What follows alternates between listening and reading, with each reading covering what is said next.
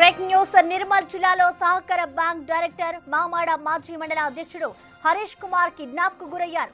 అర్ధరాత్రి సమయంలో వచ్చిన గుర్తు తెలియని దుండగులు పోన్కల్లో ఉన్న హరీష్ ను కారులో ఎక్కించుకుని వెళ్లారు. హైదరాబాద్ కు తరలించేందుకు ప్రయత్నించారు దుండగులు.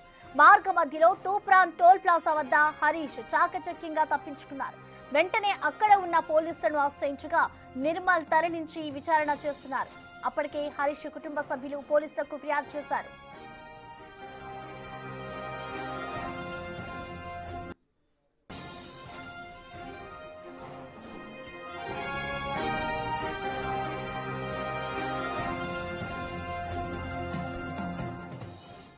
దీనిపై పూర్తి డీటెయిల్స్ ని మా ప్రతినిధి ఇర్ఫాన్ అందిస్తారు. ఇర్ఫాన్, చెప్పండి, అసలు హరీష్ ని ఎవరు కిడ్నాప్ చేశారు, దేనికి చేశారనే డీటెయిల్స్ తెలుసాయా? కుటుంబ సభ్యులు ఏమంటున్నారు? ప్రెసెంట్ కిడ్నాప్ చేసిన అనంతరం ఇటు హరీష్ కూడా తప్పించుకున్నారు కాబట్టి హరీష్ దీనికి సంబంధించి ఏమైనా మాట్లాడారా?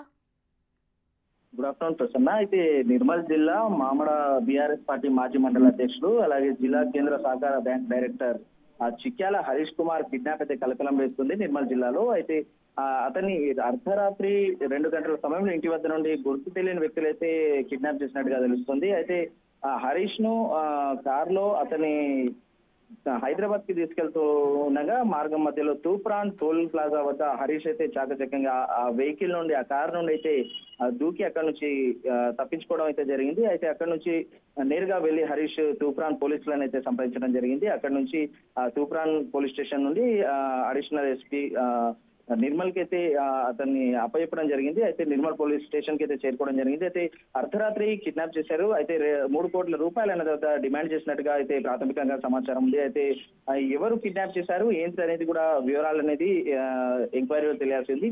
హరీష్ కూడా వాళ్ళని గుర్తుపట్టకపోవడంతో కొత్త వ్యక్తులుగా అయితే కనబడుతూ ఉంది వాళ్ళకి. Okay, thank you Irfan.